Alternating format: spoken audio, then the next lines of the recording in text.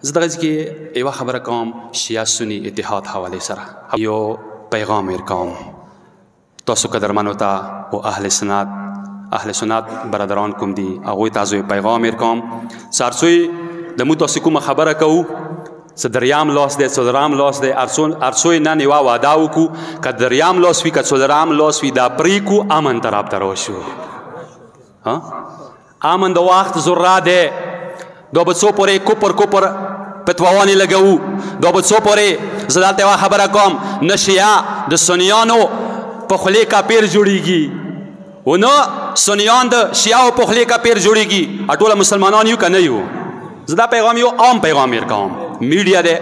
رسیږي به مخکې زه دلته امن پیغام ورکوم شیعه برادرانو ته یم تاسو قدرمنو کسانو ته اهل سنت برادرانو ته یم چې هر څوی د وخت ضرورت چې کومه دی هغه امن دی امن طرف ته راشو کوم پیسو والا جنګونه دي دغو کې پکار دی موږ حصه ونخلو کوم استعمالوله دی دغه نه پکار دی ورشه اوس موږ لږ بصیرت نه کار وهو دا به څو پورې استعمالیږو پکار دی موږ ځانونه بس دغو پیسو ډالر والا جنګونه باج کو موږ تاسو امن طرف ته راشو موږ تاسو قرارې طرف ته راشو اطمینان طرف ته راشو ویلې څه جنګ څه کومه دی د یوې مسلې حل نه دی موږ دومره جنګونه وکړل آیا یوه مسله مو څه حل کړله